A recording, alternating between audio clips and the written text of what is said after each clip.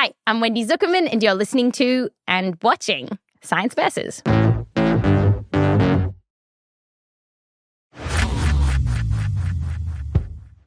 We're doing an Ask Me Anything while we are busily working on episodes for next season, diving into the science, doing a bunch of research. We thought we'd take a little break and take your questions. And if you are listening to this on Spotify, you can be watching this too because we are on video. That's right. Hello. So you can see my face. You can also see the face of the quizmaster, the person who will be asking me the questions, dishing out the goss, senior producer Rose Rimler. Hello. Hello. Hello. Hello. Hi, Wendy. How are you feeling, quizmaster? Is this a role you've always wanted to play in life, asking questions? I'm an extremely nosy person, and I don't often get to pepper people with questions the way that I would like to. However, they are not my questions. They are listener questions. So we put out various call-outs for questions from listeners, and we got hundreds on TikTok and Instagram, and we heard from people in all over the U.S., but also from Germany and Costa Rica and this crazy backwater place called Melbourne, Australia. Even got some calls from there. So my mom called you? That's great. And yes. I'm nervous. I know when I was kicked out of the AMA Slack channel, it was a bad sign. It was, I know. Wendy has been removed. I was like, oh man, what's this question? What are these questions? All right, I'm excited. I'm nervous. I don't talk about myself a lot on the show, I feel like. So here we go. Yeah, so most of these questions you are not aware of. You don't know what's coming. I have seen them, of course, in advance. Some of them are a little spicy. Some of them are a little personal. Oh, no. And I think we're going to get some interesting, we're going to squeeze the Wendy fruit and we're going to get some good juice, I think. So we should be very excited. It sounds painful. We're going to get started after the break. Welcome back. Today we are asking Wendy questions. It's an Ask Wendy Anything extravaganza.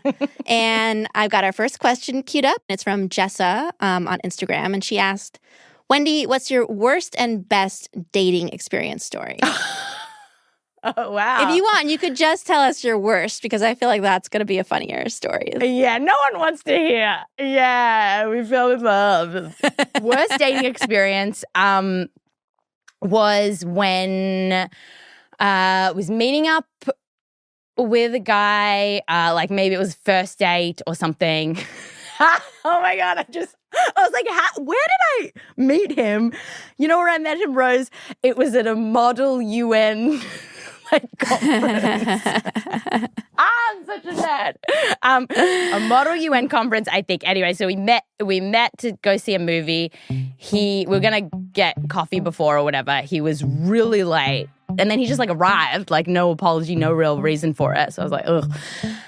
And then we go see a movie, but I'm like, whatever, go see a movie. He takes his shoes off in the movie and his socks, and his feet really smell. Oh my God. That is so weird. It was so weird. That's pretty bad. And he put them up. Oh, that's critical. He put them up on the seat. So it was closer to my nose. And I'm a very smelly person. I want to make that clear. I'm not someone who's a little BO or whatever. But this was next level. Okay.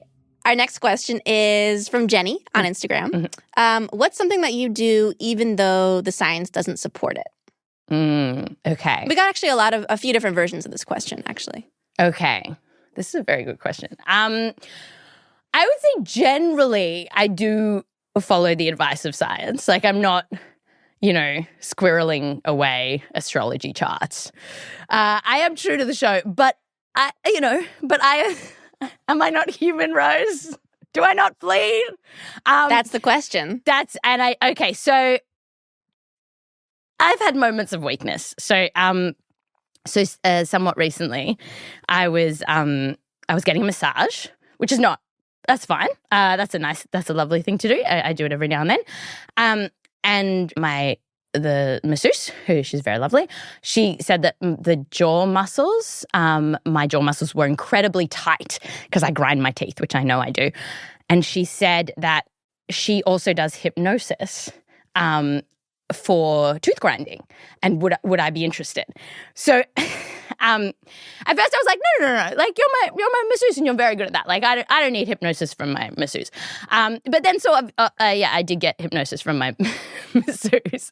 Like actually, and, she just sort of has like healing energy, which is also not a very science versus-y concept, but she just seems like someone who might be able to help me. So I in the end, I was like, go on, let's give it a go. And so I went in. Have you ever done hypnosis, Rose? Have you ever been hypnotized? Okay, so for me, what she said was basically to visualize that you're on the top of a staircase, and there's 10 steps, and you're going down the steps. And so she's like, step 9, step 8, and it's very slow, and really imagining this staircase, and I could feel myself like getting a little kind of woozy, the rest of the world like melted away a little bit, and then we get to step 3, and a name pops into my head, Patrick, and out of the blue, and this is the name of someone who I used to be really good friends with in Sydney. And then I went to New York and we weren't in touch for like, I don't know, almost 10 years. And then when I moved back to Australia, I was like, oh, I'd really like to get in touch with that friend. And I couldn't remember his name. And so for like a year now, I've been like, oh my God, like we organized a food fight together. We were like, how can I not remember his name? And here in the middle of hypnosis, it comes to me. And I'm so excited. I'm like, oh my God, that's his name. That I completely forget what I'm doing. And then I hear her say, and now open a door. And I'm like, oh no, I'm supposed to be sorting out my tooth grinding. So I was like, oh, can we go back to like the stand number 3? Like maybe, and so she's like, sure, we'll go back to stand number 3. So back on stand number 3. And then I was like, she's like, stand number 2. And then she goes, stand number 1. And then we see a door. And then you open a door. And like, I'm sort of getting back into it, but half my brain's like, no, we're out. And then she's like, what do you see? And the first image that popped into my head was my moon boot when I broke my foot. Do you remember when I broke my foot? Yeah. In like 2018. And I just start crying. Wow. Like, just like out of nowhere, just like, and I just start crying and I'm like blubbering and like, because when I broke my foot, it like took ages to heal and I was like very vulnerable during that. I really didn't handle it well because I like couldn't run. I couldn't live my life. I couldn't bike. Anyway, it was really, and I just like kept going for like x-ray after x-ray and they were just like, it's not healing. And it was just like a really yucky time for me. And anyway, and I guess it just like, and maybe that was when I started grinding my teeth. I actually don't know. I don't know. But it was a very strange experience. Have you been grinding your teeth since then? Did it help with the tooth grinding? No, I still grind my teeth. You've been grinding your teeth. Yeah, I still grind my teeth. Yeah, so no, it didn't help, but something happened, I guess that's sort of like an unscience-y thing to do. What about that experience was pseudoscience-y, I guess? Yeah, so we've done an episode on hypnosis, and I know hypnosis in itself isn't garbage. I didn't do any research on whether it can help with tooth grinding. I guess the idea that I didn't go to like a specialist, but instead went to my masseuse who had sort of just like healing, really nice energy. I went to a healer. Yeah. And so I just have to circle back to one thing. Yeah. Did you say you organized a food fight with Patrick? I did. We just invited our friends and we went to lunch and then we just started throwing food and hoped that they would join in. And they did. Yeah. It was really nice. It was really fun. Okay. Next up, we have one that is very sweet. It's from a super fan named Ryan in California. I'm kind of curious, Wendy. What are the arts that help kind of fill you up and make you whole? Like what music or movies or books or just any art at all? Like what helps complete you as the person, if you don't mind sharing that? Oh, that's a lovely question. Yeah. I really love going to galleries on my own and just soaking up the art and seeing beautiful things fills me up. I also love looking up at trees. It's something I've done ever since I was in primary school, and you go to school camp. And I've just ever since then, if I'm ever just like really I've had enough, I could just go outside and like look up at a tree. Okay, so we're going to do something a little different now. Mm-hmm. This is our lightning round. Whoa. So fastest answer Okay. you can come up with. Okay. I've got you ready? buzzer. I've got like buzzer. This is what I was born to do. Yeah, you don't have to ring in because you're the only one here. But if that helps you. I think I'm going to win. You're 100% guaranteed of winning. Yeah. Okay, are you ready? Ready. What's your favorite coffee order? Oat cappuccino. What's your favorite sandwich? A really good salad sandwich.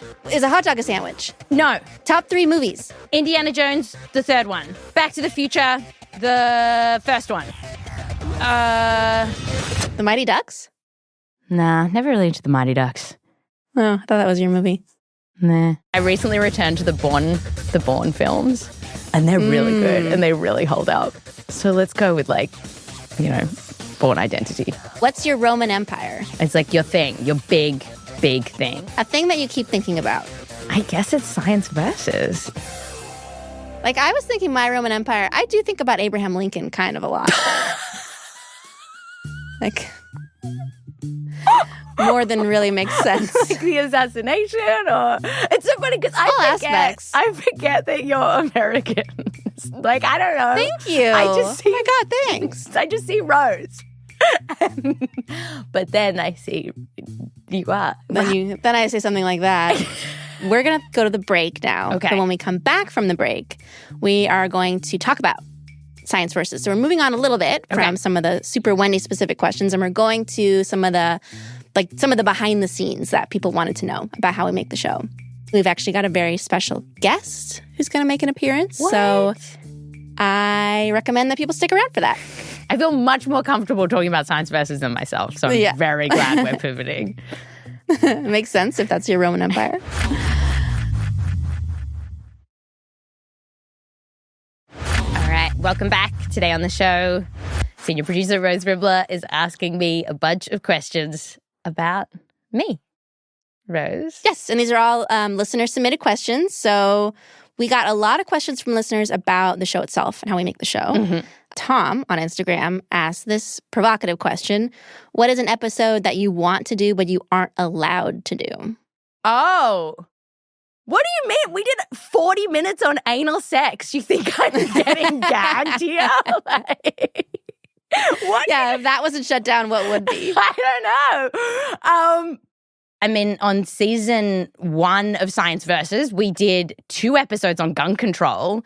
And I remember Matt Lieber, who was the co-CEO of Gimlet at the time, he was like, do I need to bring in security to the office? Because it was so unknown how people would react. We did the female G-spot in season 1 and talked about the clitoris. I don't know. We've covered abortion.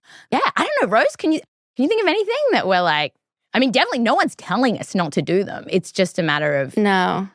If we don't think it's interesting or surprising or important, right? I think that's right, yeah. Which I'm very proud of us that we'll just go for it.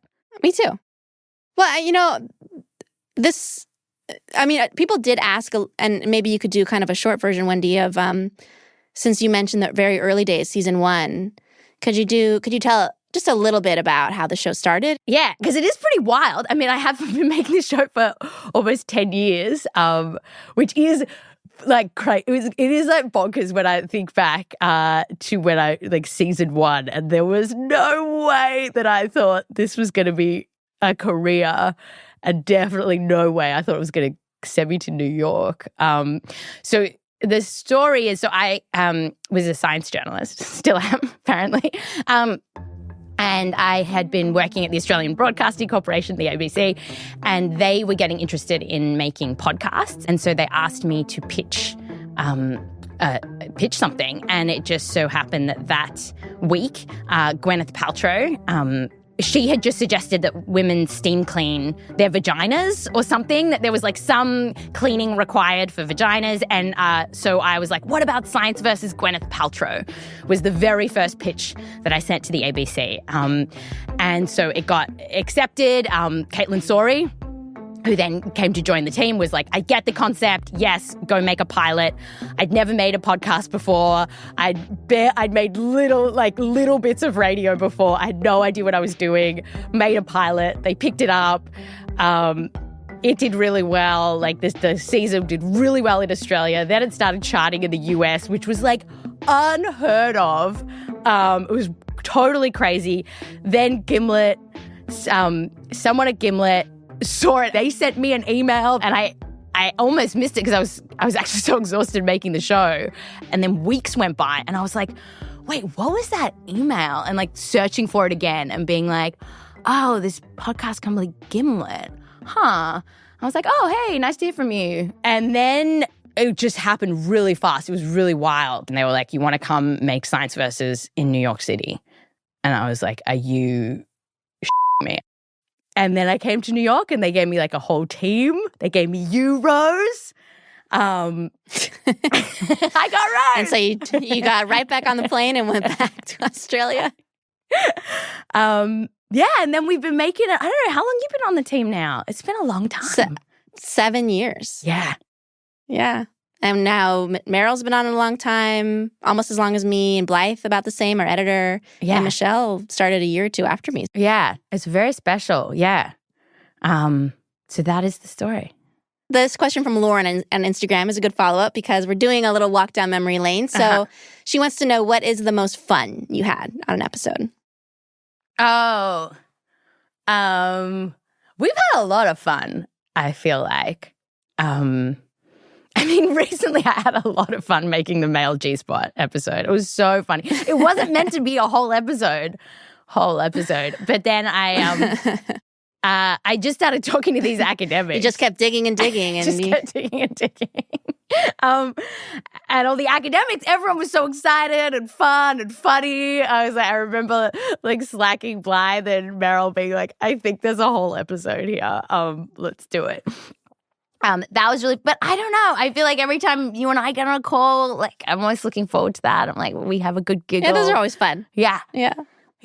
And then, but I remember in the early days of Gimlet, I traveled a lot, like pre-COVID.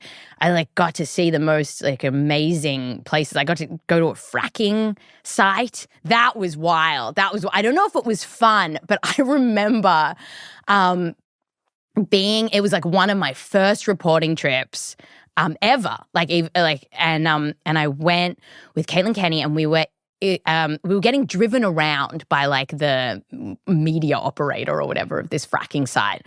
But for some reason, we're in this car with one of the people who work on the site and the media team.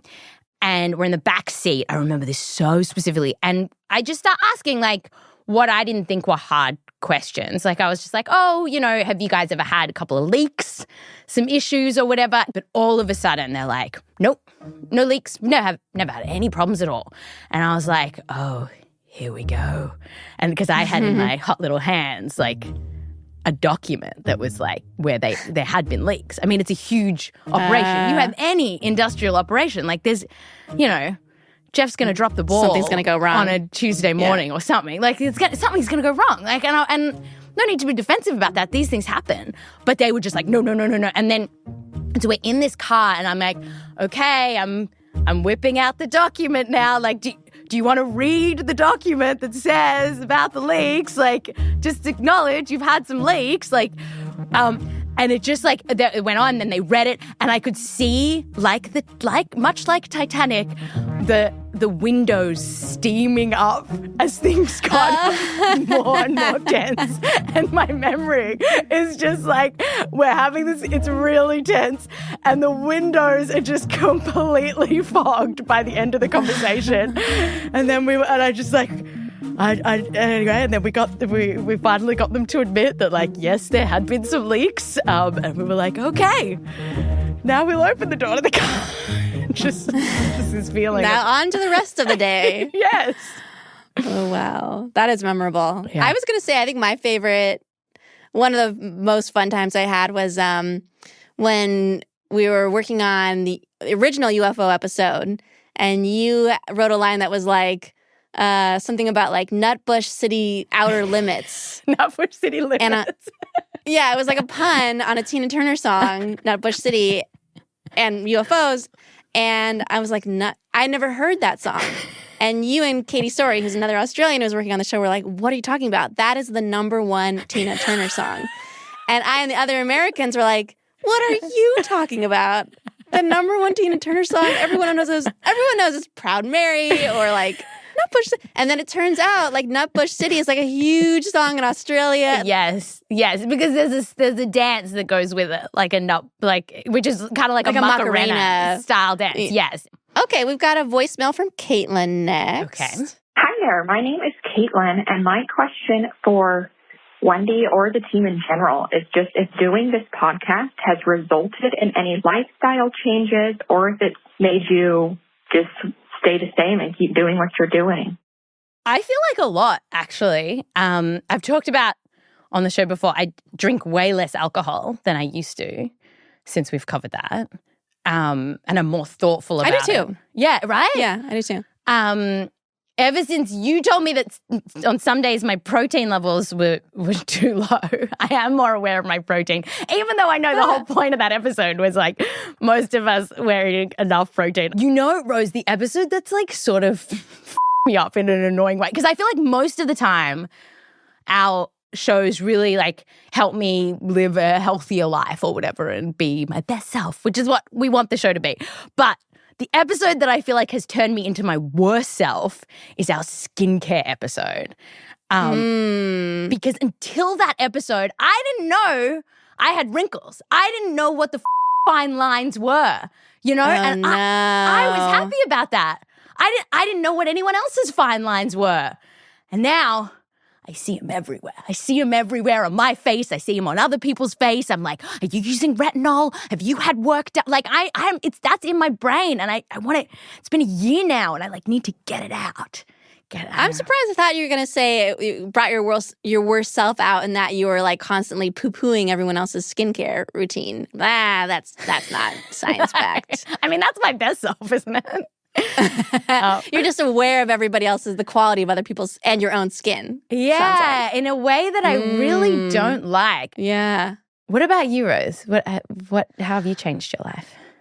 Well, the ultra-processed food episode, I pitched that, and I thought it was going to be overblown, and I thought, like, it's kind of anti-science. Like, don't eat foods so that you can't pronounce the chemicals that are in the food. I was like, that just sounds kind of like anti-science. But yeah, I was pretty convinced by the research that's out there that, like, oh, yeah, they are bad for you, and sort of mysteriously. And so, yeah, I don't eat as much. I'm more aware of that. I get less fun out of having a bag of Cheetos now than I used to. Not saying I never have a bag of Cheetos.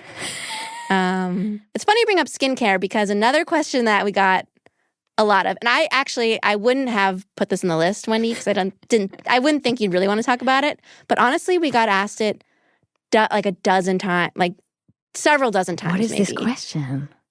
Somebody, and someone, including a person called Sock Merchant on TikTok, asked, here's an example. What do you do for your hair? It looks great.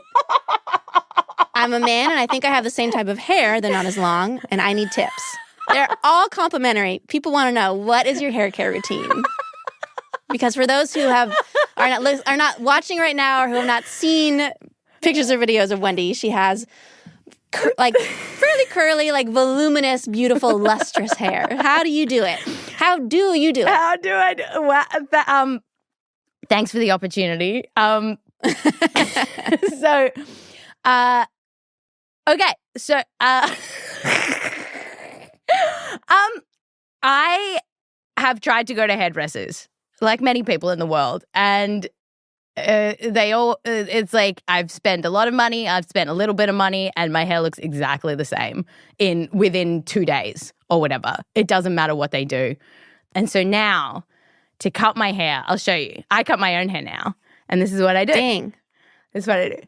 I like, if you're watching on video, you can see it as a hot tip, but I just flick my hair over. I flick it over like that, and then I grab scissors and I just cut it like that. I just cut it straight. That works. That is what I do. That's all I do. And then, like, I guess I wash it when I go for a run. I also wash it when I go for a run, but only when I go with for shampoo a run. and conditioner. I just use whatever's there. I'm not particular at all. Literally whatever's there. Yeah, that's it. That's right. it. It's entirely genetic. Yeah, my dad has very, very thick hair. Lucky. Yeah. So since we're wrapping up now, Okay. it makes sense to ask this question. It came from Jasmine on Instagram and it had 73 likes the last time I checked. Okay. People asked it on TikTok as well. They want to know, why do you thank the Zukerman family at the end of every episode? Oh, well, it started because back in Australia when I was making the show at the ABC, and I hadn't made radio before and I didn't really know what I was doing. So what I would end up doing is sending the episodes to my family. I'm very lucky because, like, my parents are scientists. My brother's an actor and he really knows story and emotion very well. My sister is an artist and a clown. She's very funny. So it's like also very good at story. So like I was like very lucky, and they would listen, not to every single episode, but most of them, and give really good notes. And then when I got to come to Gimlet and have a team and everything, I still send my mum most of my episodes. And if I really feel like I'm struggling with an episode, I will still send it to other family members. But so that's why I'm just like so grateful. Did you send the anal sex episode to your family? I did not. For notes? All we need to know. Okay, well, we're not going to end there because we have one last voicemail I want to play for you. I'm going to just start it. Hi, I have a question for Wendy. Debbie! You recognize that voice? This is your life. That's my sister, Debbie. So, my question is, Wendy, what do you think about the Kama Sutra being taught in high schools? Okay, bye.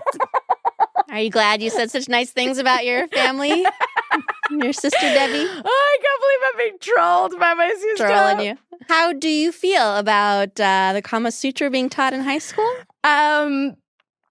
Okay, so I was in year 9, 9th grade, as you kids call it in America. Thanks for translating. There was a history book. It was big. It was a big book, Roman Empire. Earlier to later. Yeah, early to exactly. And it had 2 pages on the Kama Sutra in it.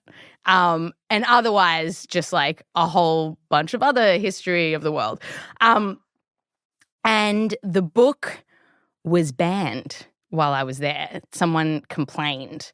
And so we were no longer able to read this history book that covered so much of history.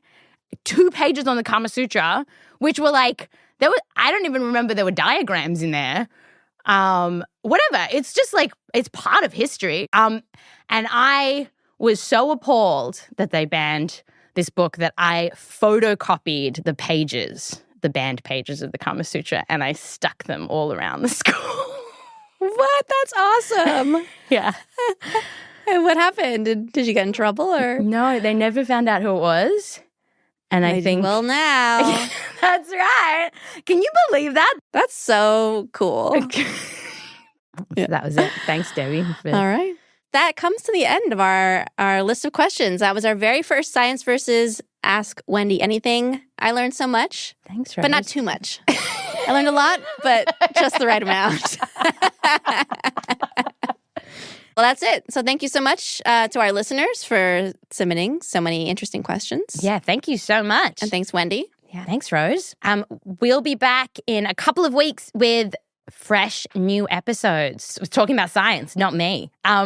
Which I'm really excited about next season. Rose, what are you most excited by? Should we give listeners a little spoilers? Yeah, I'm working on an episode about microplastics and endocrine disrupting chemicals. It's going to be a good one, and lots of new cutting edge research there. Yeah, it's going to be a great season. So we'll be back in just a couple of weeks.